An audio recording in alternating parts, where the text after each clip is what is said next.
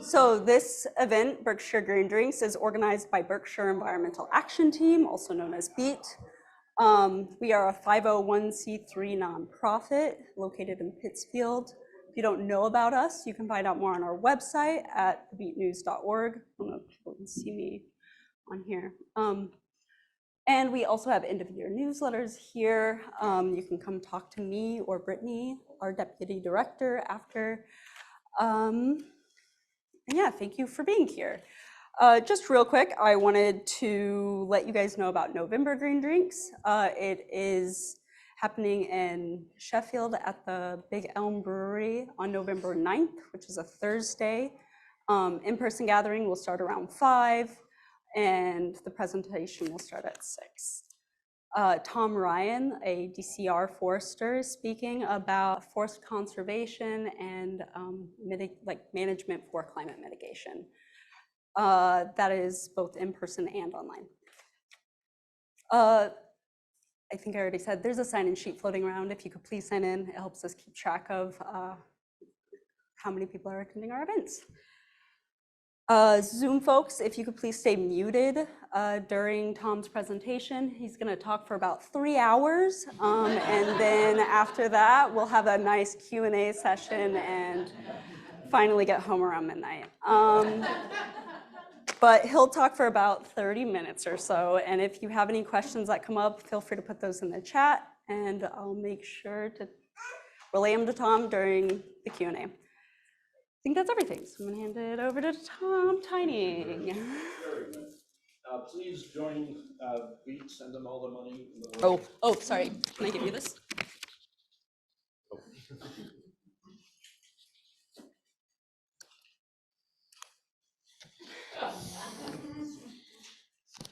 Testing. 1, 2, 3, 4, 5. All right. Hopefully people can hear me and this will stay. Does that sound all right to you? Sound all right to them? Get a thumb up or a finger up. Does that sound? Sorry. All right. So I'm going to fly through this because it is a 3-hour talk that I'll do in 30 minutes. I don't know where my interest came in from with snakes. I'm not a normal person, but then again, since you're here, I feel comfortable with knowing who you are. My first book I ever bought was this one. You all remember, I didn't get mine at home, but there's a downloaded thing. And you know, when I started working 100 years ago with Mass Audubon, my first job after my undergraduate career is I worked for Mass Audubon in the Connecticut Valley. And I thought maybe what I could do is teach people about amphibians and reptiles, because I was really fired up about them. And so I went back to this book, and I went to the section in here called The Values of Reptiles. And so I said, wow, this must be where I really learned this stuff. And here's what it says. Reptiles were in their heyday millions of years ago. Now they're only a remnant of a once great group. Some are of direct value. We use the skins of alligators, lizards, and snakes for leather. Turtle meat is a delicacy, as is the meat of larger lizards. Turtle eggs are eaten, and turtle shells have been used to make combs and ornaments. Even the venom of poisonous snakes has its uses in medicine. As a group, reptiles are neither good nor bad, but are interesting and unusual, although of minor importance. If they should all disappear, would not make much difference one way or another. That's what nature books were like. The golden. Make sure you don't have. The newer versions fixed it. I wonder why. It was remarkable that any kind of information about that would be said. On top of that, virtually all the standard stuff in colleges and general information, they always put these two groups of animals together, which are totally unrelated to each other. There is nothing that a salamander and a lizard have in common, except they're, they've got bones, and that's about it. There's nothing at all in there. Amphibians are a totally unique, and on top of all that, A starts before R in a alphabet, so it should be amphibians and reptiles. And luckily, when I was lucky enough to get my book in the Stokes Nature Guide, I made sure they put A before R, even though I had to use them both in that thing. Turns out, after years of work on these animals, turns out there is an incredible amount of stuff we know nothing about. So let's take a look. First of all, everybody thinks of snakes as one little sort of skinny little thing, and what's the big deal about this? There's a lot of variation in these things, not the least of which is some snakes have keeled scales. They've got this ridge down the middle, others don't. It turns out that's how you get your water if you're not near a pond. You coil up and let dew or rain on you, and this puddles up on the coils of a snake, and they drink water from their own bodies. It's a really great way to do that. So there's lots of different groups of snakes and young kids. And these include the boas and pythons, of course. I'll be taking students down just after New Year's to the Amazon. We have an 80% rule to bring them back alive. The colubrids, the biggest group of snakes, are mostly the non-venomous groups, the ones that you all know and love. There's corals and cobras, coral snakes and cobras. There are sea snakes that are around the world. And then, of course, the vipers, adders, and pit vipers, including a couple here in Western Massachusetts. We only have one here in the Berkshires, which we'll get to in a second. This history of snakes has only been really only in a couple of decades, been able to trace their ancestry. And this ancestry goes back pretty far. Lizards are close relatives, comes down here with these lepidosaurs, which if you really like this kind of stuff, will know that they're types of diapsids, types of reptiles. They're not amphibians at all. They have amniotic eggs, membranes, blah, blah, blah. But the history of these things is only in recent decades beginning to take place. But there are some good fossils of a snake from 95 million years ago. This big fossil, it wasn't looking like that, it's a recreation, 67 million years. It was basically still the height of the dinosaur era. So there were snakes around quite a while. This is a boa constrictor vertebrate, and this is Titanoboa from about 60 million years ago. So there were some big snakes even way back then. But here's some of the questions that we've come up with in years, and you all have your own questions. So the last glaciation, about 18,000 years ago, came down and it stopped basically in southern New England. It barfed up this terrible stuff that became Long Island. Puked off the side to make Cape Cod. And that's all glacial, remnants of glacial stuff. Then the ice melted back. It took several thousand years for this ice to go back. How long did it take for forests to eventually go through succession to get here? And even if there were forests, how in the world does a little snake that was further south than the glaciers ever get up here? Birds, oh, everybody understands, they fly all over the place. When you're crawling on your snake like a reptile, crawling on your belly like a reptile, how in the world do you start to reinvade New England? This is a question that has not been answered for anybody for any of these snake species. Of course, you know, basically the climax community for at least southern New England were oak hickory forests. And these forests were spectacularly abundant. We had big old trees. They weren't as big as the sequoias and all that out west, but when the Europeans invaded the Northeast in the 1700s, 1620, which most students don't know that date, and there was old growth forest here. There was some Native Americans that had opened up some stuff, and there was plenty of wetlands that had moved and rivers that moved places around. But by the middle of 1740s, there was plenty of work that had been done on trees. Small farms were being built all over the place. Farmers who were sold a bill of goods saying, great place to come and farm. And every time they dug into the ground, they hit these rocks, burped up by the glaciers, and they had to make all those stone walls that are still out there today. The height of the mid-1800s was the height of the deforestation. 75 to 80% of the forest was deforested, depending on where you were. And of course, when I learned this as an undergrad and a grad student at UMass, it was all about farming. But here in the Berkshires, ironworks was a huge effect on the forests around here as well. Somebody finally dug a hole to Lake Erie, dug a trench, and discovered that there's a Midwestern United States with great soil. So people literally abandoned their farms. They walked away, and the forest began to regrow. And by the early 1900s, there were big stands of white pines and other things that were then cut down by the forestry programs. But here's a picture I took just a few years ago. Down there, we are now 75 to 85% reforested. Well, you all know that in that period of time between the 1830s and just after that, turkeys were completely wiped out of New England. So were beavers and a number of other things. The only things that were forested animals that could survive were in these little packets of places, like parts of Greylock, where you couldn't put a farm animal really well, or a Mohawk Trail State Forest, where there's still some patches of old growth forest still around. Those were apparently the locations where some forest animals survived, including apparently, though nobody knows, the snakes that we have. But even with all the forests back there, this is what one day looked like in April 19th, 2 years ago, of traffic. These are the roads in New England.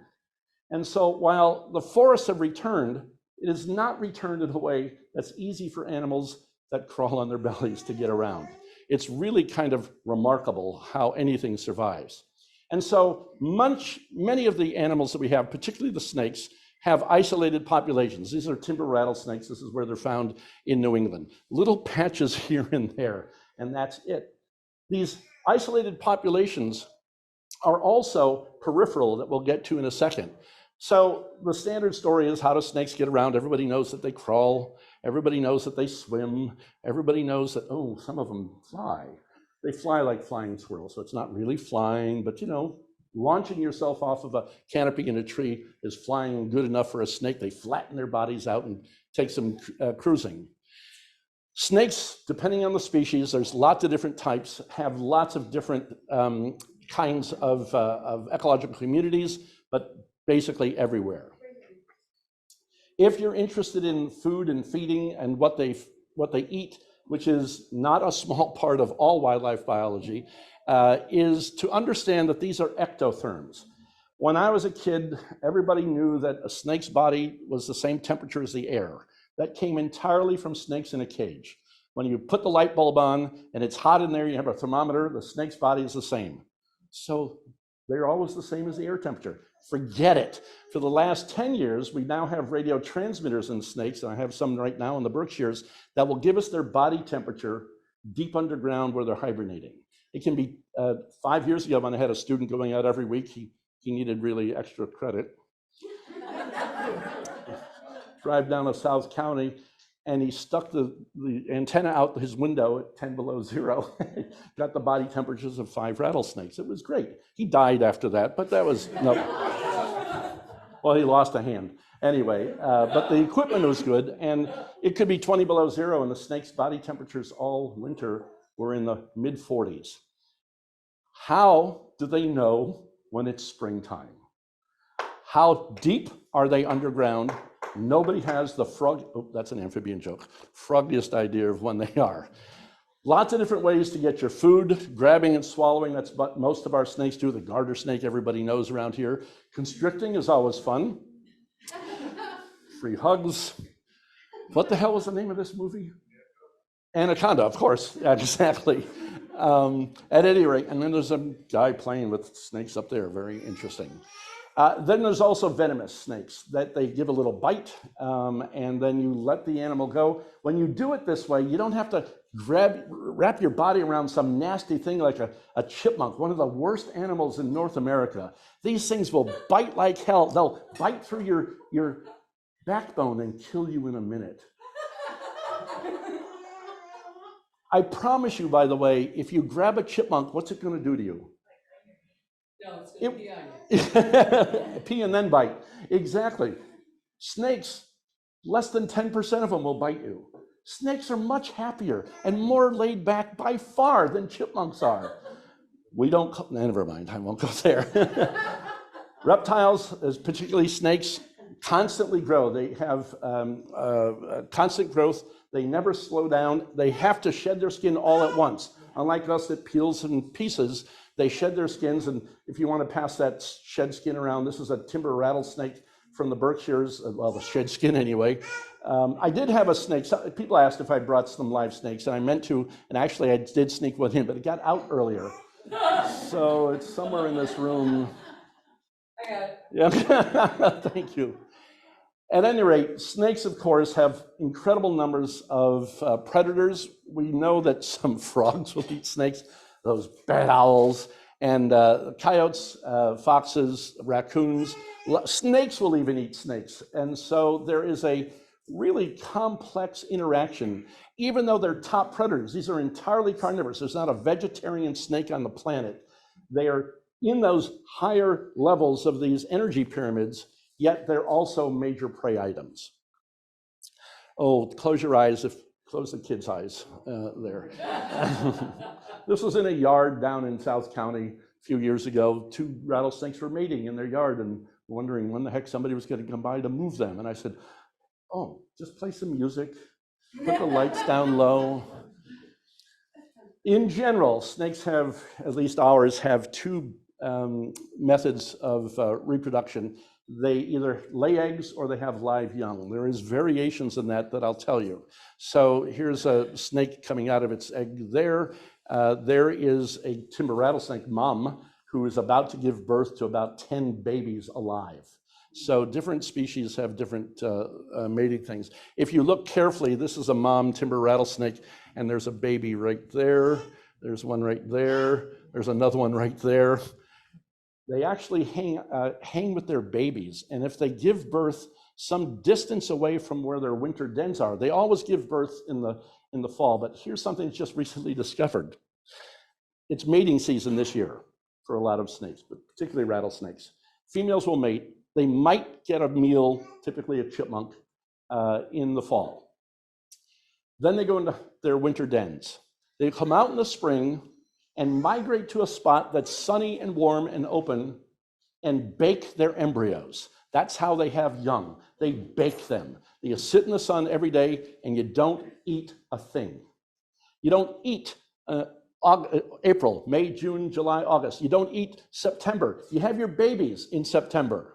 Then you have to get to the den, which means you keep a scent trail. You put a scent trail down so the babies can follow you to get to the den site. Then you go into your wintering site without having eaten all year. You're there all winter, and then next spring you emerge and have no interest in males ever again. Except for 3 or 4 years from now. They won't mate again for another 3 to 4 years. This is just recently. They can go a year and a half without eating. Being an ectotherm means you don't have to worry about keeping 98.8 degrees or whatever our temperature is. They don't have to do that at all. There's a lot of fascinating parts to snake behaviors, and we have a fair amount of information on their senses, but not entirely. They have no external ears, but they have perfectly good internal and middle ears, middle and inner ears. Why? Can they hear anything? And what about those snakes that make sounds? Is it for them? Could it be for them as well as for anything else? Still unheard. Snakes have a lot of defenses. One is, this is Ann Stengel, who's still alive. Did her PhD in Berkshire County on rattlesnakes. And that's a milk snake that bit her. Snakes will, of course, do whatever they can. People interpret this all the time as snakes being aggressive, and they're not. Snakes are defensive. I don't know how to break this to you, but you're bigger than most snakes. In fact, you're bigger than any snake in Berkshire County. There is nothing that you can do except scare the living daylights out of snakes. They can't run real fast. They got no legs. They can't, if they can't disappear, they can only do one thing. That is say, try it. Get closer if you think. And then they might possibly bite you if you are dumb enough to go grab them. If you want to get bitten by a snake, you have to grab it.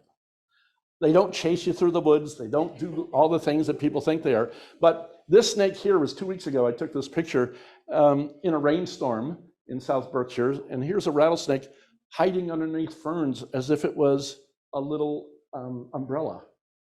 And there was a second one about 60 feet away that also was underneath ferns. And I wouldn't be surprised that heavy raindrops, in fact, we know they bother them a lot. And so they try to get a little bit underneath some things to protect themselves. So we've had 14 species of snakes in Massachusetts. There's only 10 species if you get that handout here in Berkshire County. And the interesting thing is that a bunch of these 10, 8 of the 10 are on the edge of their range on the planet Earth here in New England. And here is a smooth green snake. That's a northern species of an animal. They're not found in the southern United States. You don't go to Florida to look for green snakes. However, this is an animal that seems to be disappearing dramatically, and we haven't the foggiest idea why. But just take a quick look. Black racers disappear in the northern half of New England. Water snakes over here go up a little further, but not much further. Red belly snakes are found here, and milk snakes disappear in northern New England.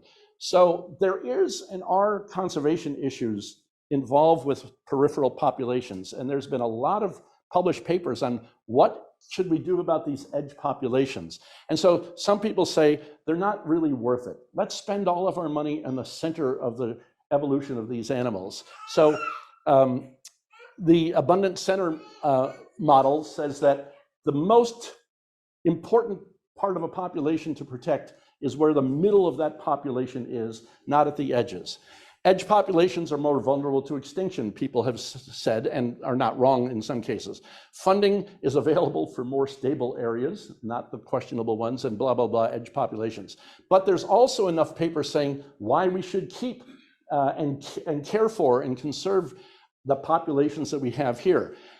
They're exposed to more ecological variables that might lead to genetic diversity. They, in fact, populations have higher numbers than they have in central areas. And so there's a lot of discussion that's going on about how in the world do we do these things. And a few years ago, a buddy of mine in Connecticut who's been studying copperheads in Connecticut, and he's come up to Massachusetts, Connecticut Valley, we don't have any here in the Berkshires, found females giving birth without any use of males, parthenogenic females. And this is unheard of. Nobody knew this was possible, and it may be an effect of being on a peripheral on the northern edge of their range. Massachusetts in the Connecticut Valley is the northernmost populations of this snake, the copperhead, in the world, and nobody has yet studied these things. So is this more common? Is it less common? Don't have a clue. So I'm going to quickly go through these species that you all know and love. The garter snake is by far the most abundant snake we have. Literally in numbers and also in every kind of ecological community. There's a lot of variation. The standard stripe down the back is really cool, but this is one that's up in northern New England with all these reddish blotches on it. Here's one that's more patterned. The only one I've ever seen was a buddy of mine found this down in Westfield, Massachusetts 20 years ago, an albino garter snake. Why it's not more common in this abundant snake, I don't know, but there's another striped snake around here. Nobody seems to notice it, even though because it looks a lot like a garter snake. It's called a ribbon snake.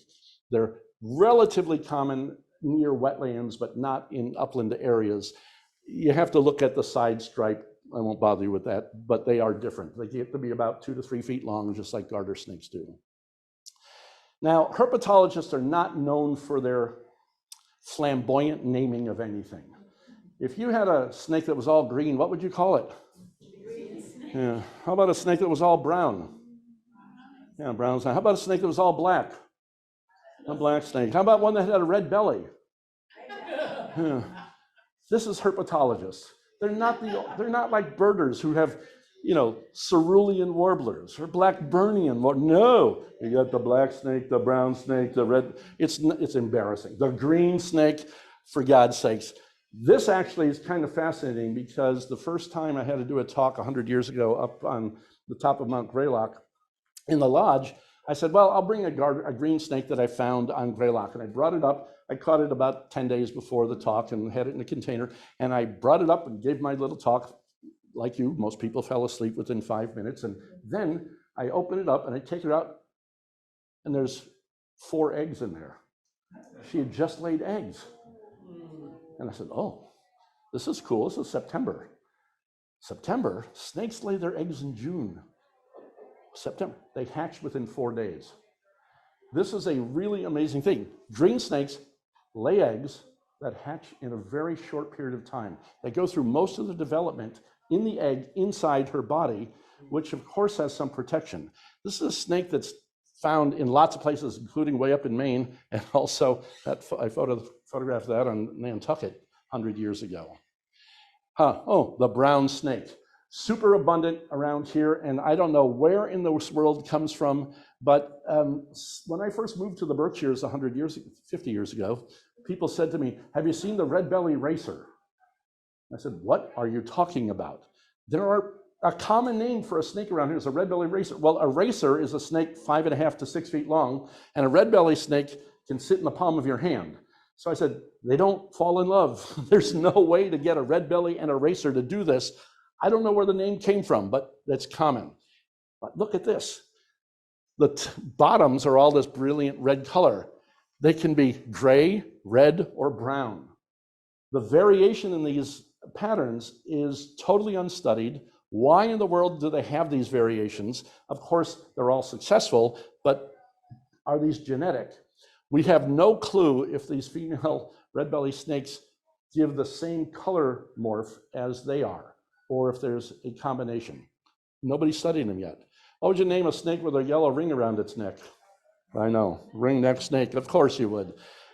This is a cluster of eggs I found last month down in South County, and female ring-necked snakes at the biggest are only about 8 to 10 inches long, maybe 12 if you really stretch them. Don't do that. They only lay 2 to 4 eggs. And here under this one rock is 18 eggs. It's a communal nesting site. This is what gannets do up in the coast of Cape Breton. But no, here we have the same thing going on with these snakes, unrecorded before this. Now, I talk about solid snakes in the handout that I have, and thanks to Beat, they have my website, they host my website on snakes of Western Massachusetts. But you can see that the black racers are big and black. This is a snake that only has 2 records in Berkshire County, and the last record was last week when Ed Newmuth told me he was taking some people from Canyon Ranch on a hike and he saw a black racer in Lee. First record ever that I know down there. But solid colored snakes, except when they're babies. Dramatic patterns on these young ones. Water snakes are funny. They're common here in the Williamstown area, more common in South County. In the middle of Berkshires, they're not very common, and they're hard to see at all up in the hill towns.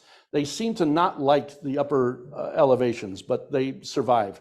They can be strongly patterned, they can be very dark, and they can have legs in their front if they're eating a frog at the same time. This is a snake most commonly killed in Berkshire County. People think this is a dangerous snake. They think it's a copperhead, which we do not have any here, and the Berkshire Eagle ran a newspaper with a photograph. Somebody out in Lenox had a photograph of a snake in a stone wall and said, "Here's a copperhead," and the Berkshire Eagle ran it, and it was not a copperhead. And I read them, sent them a note, and 4 days later they put a retraction in 3 letters, 3 notes, 3 sentences at the bottom of the page. Most people saw the picture and think this is now a copperhead. These are non-venomous. Does that mean they won't bite? They bite as often as chipmunks do every time you grab one. That's all. No other time at all. Egg-laying snakes, beautiful animals, and surprisingly common here in the Berkshires. They eat mostly small mammals, but they'll also eat small other snakes as well. They're big snake eaters. And the last snake, of course, to talk about is our timber rattlesnake, which I've been studying most of my career. It's only because this may be the most endangered vertebrate in New England. And I know that you groups, you people, because you get the Beat News, love conservation. You love saving animals. Everybody does, until I say, how about rattlesnakes?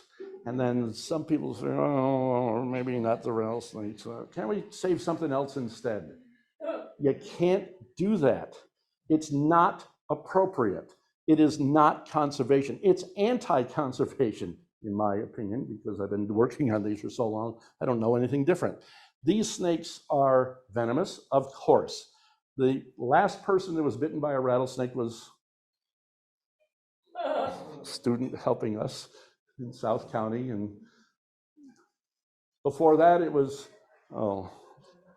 A buddy of mine, he and I were trying to pick one up, the first rattlesnake we ever saw in 1970. And we saw this rattlesnake, the first one we ever saw, and we were all excited about it. We went to get closer and it slurped into the rocks. I was in school and he was working, and we came back and made a plan that next weekend we're gonna be ready. So I took the pillowcase off my bed. He got his dad's golf putters, and we hiked and hiked, and the snake wasn't in that spot, but we found it up in the woods. And all the TV shows and books like that first one said, well, you gotta pin them down and grab them. We didn't know any different. So we did. One putter, a second putter, then we argued. He was a bird guy and I was a snake guy. And we argued who was gonna pick it up first. I was totally embarrassed. I said, no, I should be doing it. Anyway, got my hand behind the putters, got his hand behind mine. We dropped the putters, picked up the snake, and I never knew how thick golf putters were. But when I did pick it up, its head was way out here and its mouth was opening up and coming back to bite me. So what would you do? You'd drop it, yeah, except he was still holding it. One fang nicked his finger. He was in the hospital for 4 days, and that was the first bite in 150 years in Massachusetts of a rattlesnake. The last one was in South County in 1851, and before that it was about 1790 in the Connecticut Valley. The two 17 and 1800s died because the general first aid in those days was to drink an inordinate amount of alcohol. And the guy that was bitten in South County, the closest hospital was over in New Boston. And so they had to take a stagecoach for 45 minutes to an hour to get there. And by the time he had drunk several pints of whatever, he was currently dead. And that was the last death in Massachusetts. So it just isn't possible. So the neat thing about rattlesnakes is they come in different colors. These yellow morphs and the dark morphs and everything in between, they all have a rattle. And why do they have this rattle? What's the big deal about this? Yes, they rattle, and people think, well, it's to warn potential predators. Very possible. But some people, one paper only back in the 1970s, put electrodes in a snake's head and made another rattlesnake rattle, and its brain was picking up those sounds. Never has been another study on that. We have no clue what this is all about. This was down, I took a few weeks ago, and then this was a snake during my, my master's project. In those days, we barely had GIS, and I had to leave my laptop running in the woods for 45 minutes to get the signals from the satellites. So I walked away, and when it came back, honest to God, a baby rattlesnake walked onto that and crawled on it, because you know how hot laptops get after a short, they got a lot hotter in those days. And it was September, and the snake was just so happy to be there. What's that? I said that the sun was shining right on it. Oh, absolutely. It was so happy to be there. Exactly. So that now has a microchip in it some years later. So this is really all that I wanted to at least introduce you to. And the next thing here is possibly something that happens. We have in South County now the only place rattlesnakes are found. They were never on Greylock. There's some possibility that they may have been just north of Williamstown up in the Taconics, but if that's true, they're not there anymore. I get reports all the time, but we have a small group of people, Rainey Wendell from the Nature Conservancy, a former student of ours, and this family, the Whitbecks down in Mount Washington, who have for 6 generations have moved snakes out of people's yards, and a couple of other people. And so whenever somebody sees a rattlesnake in their yard, they, instead of killing them, they now call one of us, and usually it gets up to me eventually so I can get a DNA sample and blah, blah, blah, and get a shed skin, and we microchip them, and I hike them up the hill and release them. So this is one that I hiked up the hill in, I think it was August, and I want you to just notice something. This is, I had released it and it was cruising around. Oops.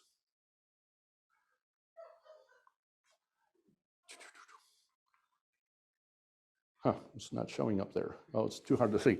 Go ahead. I released it and it was starting to crawl, and that was fine, and I didn't know much about it. It's going to be hidden mostly in the vegetation if that will run.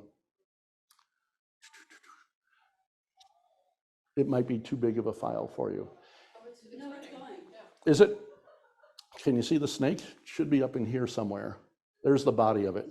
It's going to be mostly, and I was just following it just for the heck of it.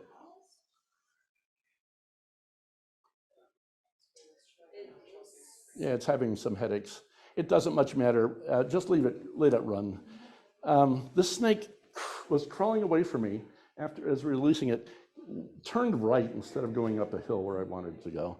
And it crawled under this log, and they're very methodical, very slow, and all of a sudden, bam, bam, bam, bam, bam, it starts jumping. And then I see a swarm of yellow jackets. Never have I thought that yellow jackets could possibly sting a snake. I don't honestly know if it stung it because I didn't pick it up and look for any swellings, but I have to say I was releasing it and didn't want it. But clearly that snake was completely nervous, and not nervous, was affected by the yellow jackets. And the yellow jackets swarmed for about 10 minutes. I left, left the snake on its own. It continued, it moved fast, crawled out of there, and sort of shook its head several times. So I think there was probably some real stinging going on. We have no clue what these animals do hour after hour or year after year. You know more about African elephants or whales in the ocean than we do about the animals in our backyard. And I know people act like they're afraid of snakes. People actually have learned to hate rattlesnakes, or any snake for that matter. But for normal people who might be online, there's no reason that we should be unfamiliar with these animals, and yet that's still a problem. I get calls all the time of people who tell me they've got a copperhead in their yard or a rattlesnake on Greylock or whatever, and there are snakes, the milk snakes vibrate their tails too, and if they do it in dried leaves, it sounds just like a rattlesnake. Maybe it works for them. You might say it's mimicry of rattlesnakes, but rattlesnakes are only found in the New World. Linnaeus, the guy who invented binomial nomenclature, the guy who invented kingdom, phylum, class, order, family, genus, species, he got to name lots of things. He was a botanist in southern Sweden, as most of you know. He got specimens of rattlesnakes, timber rattlesnakes from eastern North America, and he got to name them.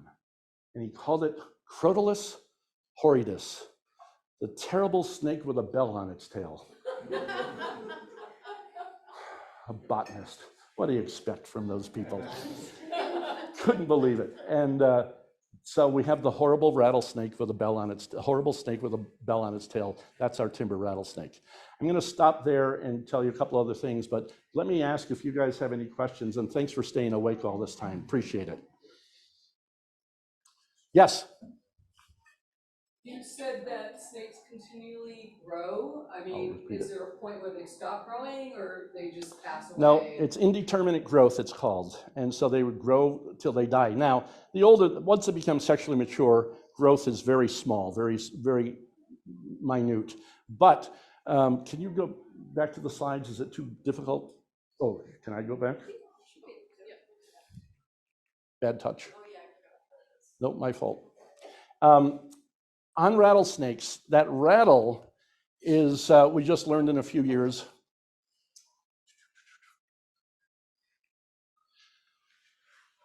each time the snake sheds its skin, it gets a new rattle segment. So you see this blackish one right here? That's going to be very brown the next time it sheds. So how often do they shed? It's about how often they grow, from what we now know, we think. And that is the next shedding, this black one will become brownish, and there'll be a new black one. And so the rattle segments get pushed off. When they're really babies, rattlesnakes are born with this cute little thing called a button. I mean, how adorable is that? A little button. You should have your little kid have a little button rattlesnake. And this button falls off pretty quickly, and there's a single rattle. And then another one and another. They grow faster as young animals, slower as adults, but they do grow throughout life. The other thing is we're now getting now we know, we think, that we can tell the age of these snakes, not by counting the rattles, because they break off all the time. But do you see how this is parallel-sided? That the rattle is not tapered. It doesn't come to a point. This is probably a 20 to 25-year rattlesnake. And a guy up in upstate New York has been studying these forever.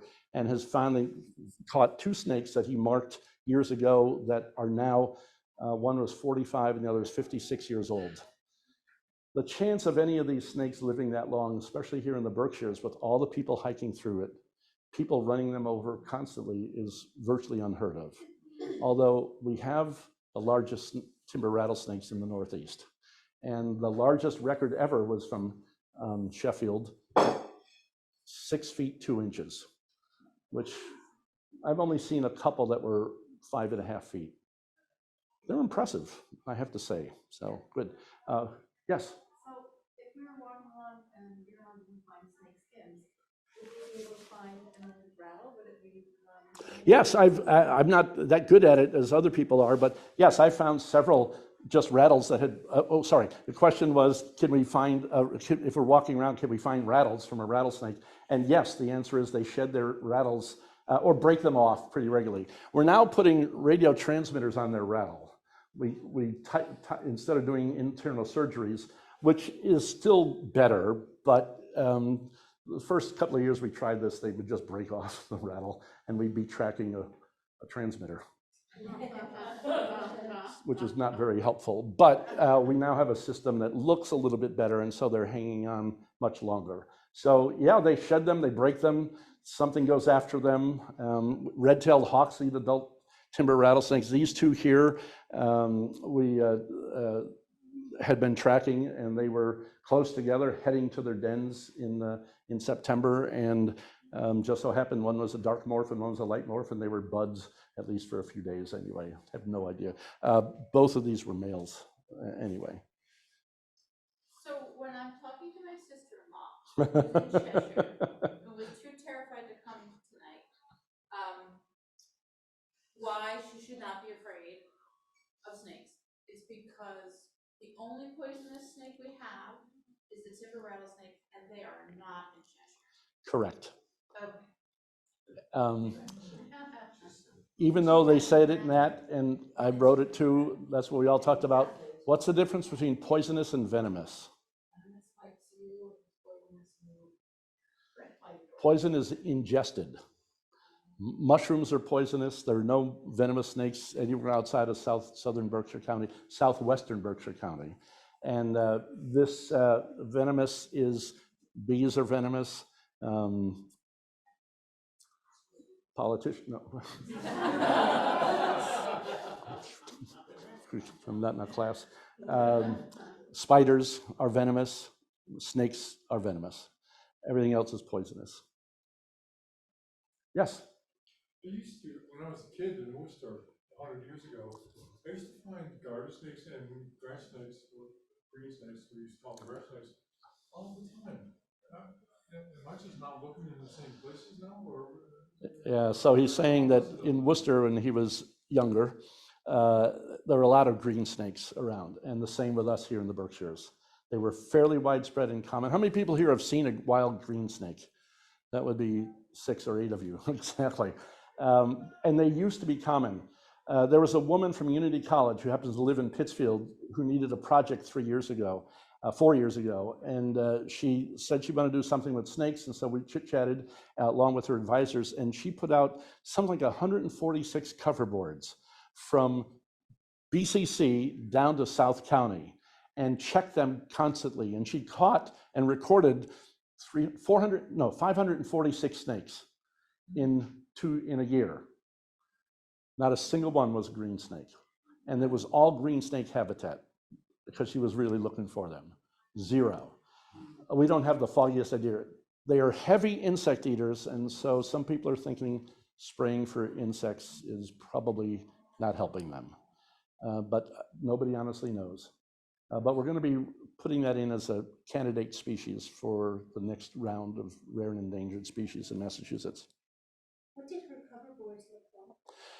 Well, most people call it trash, but when you do it for science, they're called cover boards. You want to know what they're 4x4 pieces of plywood. But we have some still at BCC that we use in classes all the time. We left some of her stuff out there, but we also have metal ones that we put out, and we can compare metal versus the wooden ones. But they're just pieces of wood that are placed out in forest edges and in the fields. Are you aware if survivability of those carcinogenic, the snakes that were reproduced carcinogenically? Yeah, so the question is there any good information on the survivorship, the viability of these parthenogenic, the adults or the offspring? The offspring, yeah. No, because that was only 2 or 3 years ago. Okay. So nobody has the froggiest idea. Zero idea. That's a really good question.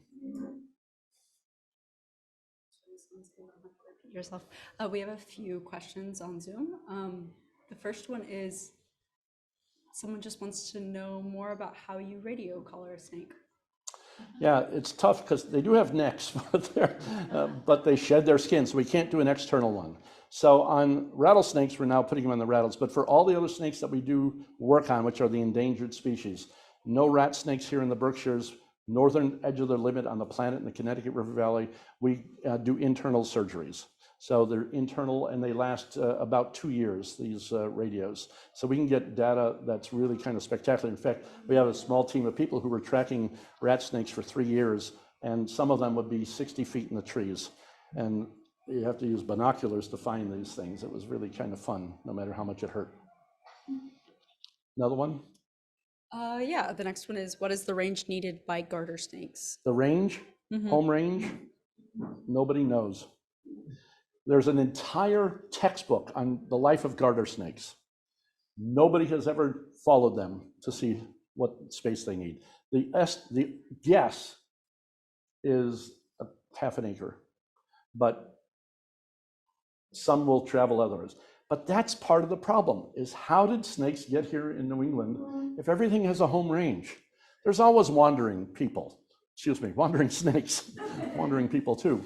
So how in the world did New England get repopulated with snakes or other small? How about the salamanders, for God's sakes? How does a redback salamander cross the Housatonic River or the Connecticut River or that other thing called the Hudson or the Susquehanna? How does a dinky little thing that will drown in water cross those barriers just to get here and be the most abundant amphibian in New England forest?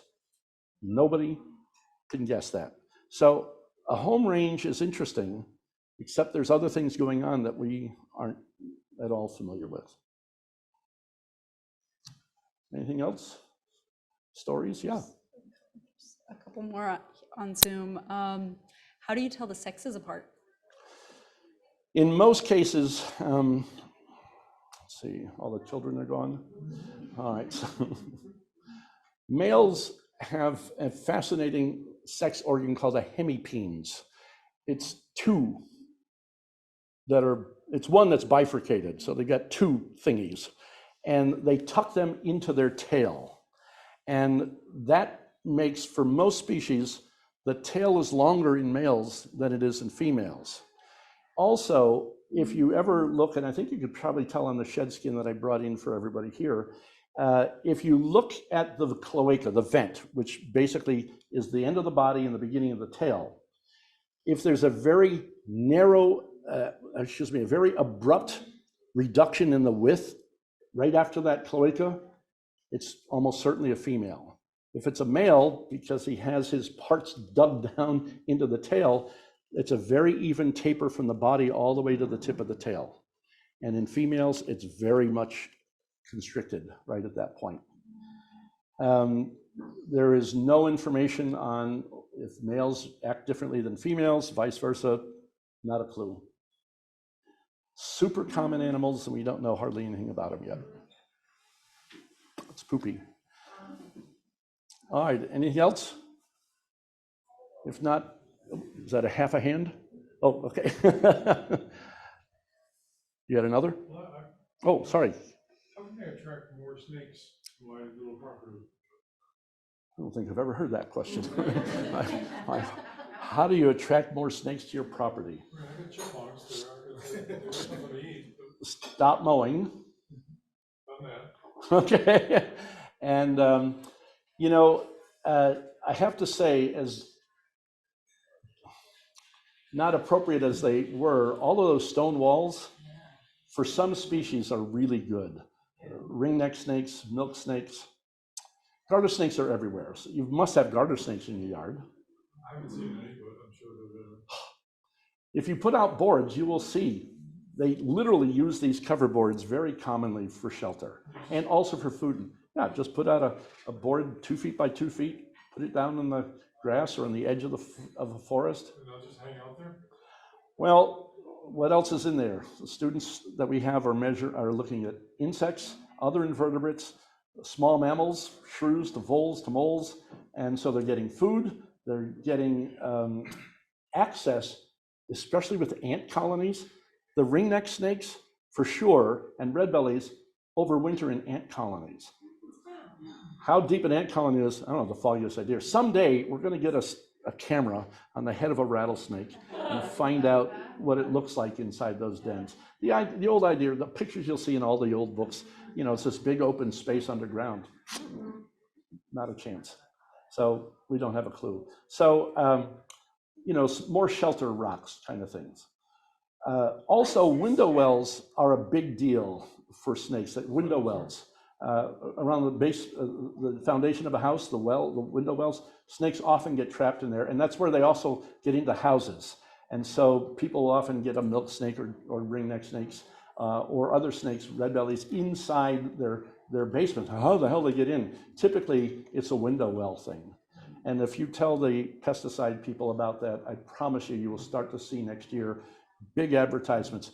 Keep snakes out of your house. We'll build you some snake-proofing window wells. In fact, if you do that, you'll be a billionaire. If you are a billionaire, feel free to fund some of the research that we're trying to get through. It would be really helpful. Yeah. My sister had a porch that was a back porch that was in the sun, and the cars, like 50 of them would come out and just lay on the porch every day and sit in the sun. It was nice and warm. And your sister liked that? My sister was fine with it. My sister-in-law, Not so much. not so much. So yeah, snakes coming into backyards. I actually met a woman years ago when I was working for Audubon who had a wetland, had a pond, had water snakes in it, and she would sit down on a lawn chair and the snakes would come up and bask not too far from her. She went and started buying tuna and putting it out, and the snakes would eat it. And then she eventually got them to take it out of her hand. Oh my God. This is the greatest thing I've ever heard in my life. It's not exactly bird feeding, but it's not too far off, and so it can be done. And she just did this for years, 100 years ago. It was really neat to hear that story. So I'm glad to hear that some of you are interested and have some fascination for these things. I don't want to get into the reasons people are afraid of snakes. As I was telling Bruce earlier, when I asked students about who's afraid of snakes, I'll bring one out and I can tell right away. And I'll ask them why, and they'll say, well, you know, when I was a kid, my brother chased me with a snake. And I said, why aren't you afraid of brothers? It's not the snake's fault. They don't chase you at all, but it's brothers or whatever. So it's tough. The movement, I think, you know, where like you could be there and then in a second here would follow the weather. It's fascinating. You could even hear. Chipmunks move weirder than snakes do. So Wow. There are a couple more questions. Okay. Are there many less snakes in the last 20 years or so? It seems I used to see many more snakes around my property, but haven't lately. yeah, the question is, are there fewer snakes now? First, certainly for the endangered ones. And the timber rattlesnake is by far the most endangered, not only snake, but as I said, vertebrate in New England. It's protected in virtually every state in the Northeast. I'm sorry to say. And, but also the black rat snake. These are snakes on the very edge, and as I said, the green snakes maybe. So it depends on the species. And some of them, we just don't really have we have virtually no data on populations. People will tell you garter snakes are abundant, and they probably are, but who knows? We don't have a clue what the number of garter snakes per acre is. It would be a simple thing. We know how many acres a deer needs every year. We know And deer run everywhere. Snakes, you can find them here, here, here, and there they are. You're not going to go far. And yet we don't have that data yet on them. So it's kind of frustrating to be able to, and I don't really have the answers to that very well. But certainly some snakes, the green snake, everybody's now talking about this. I was at a rattlesnake meeting 2 weekends ago, and I brought up the green snake issue, and they all said, yeah, it's gone from our state too. And these are people from the Midwest and Southern Virginia. They're all saying they're disappearing. So I don't know what else to say. One more? One more, yeah. I live on the corner of a paved road and a dirt road. I walk on both. I've never seen as many snakes killed on the road as in the past 3 weeks, maybe 10 within half a mile. Any idea why? Yeah, people are running them over. Why are snakes dying? This is a baby season for snakes. And so September, late August, heavy September into mid-October is baby snake season. And so there's a lot more snakes out. It's like migrating hawks, like all the migrating birds. There's many, many more birds leaving now and will never come back because 80% are not going to survive even the first year. And the same probably with snakes, although one of the issues is these paved roads that may be attractive to ectotherms, especially at night. In the far west, snake people go out looking for their snakes all night long. They drive the roads at night. Here, we don't do that because we don't have them. They're not doing the same thing. They're not the desert snakes that need that warmth at night. However, a lot of snakes try to cross the roads. And the only thing that I'll end with is a nice thing that was only slightly connected. I brought students down to the Hartsville Fish Hatchery 2 weeks ago. And on the way back, coming up by Monument Mountain, where the big wetlands are, going north of Monument Mountain, we're heading back, and there's a snapping turtle just coming out of the marsh, stepping onto the road. And I had to take our van and make a quick U-turn, and there was a lot of traffic, and I finally got around, and I came back, and there was stopped cars, and I was, oh my God, this is awful. And I pull over, and the other side, the people in front of me had stopped for the turtle crossing. The people on the other side stopped, and there were 18 cars packed behind them, and nobody was doing anything except letting the turtle cross. The good thing is everyone let it cross. The bad thing is, not the bad thing, but they're big and easy to see.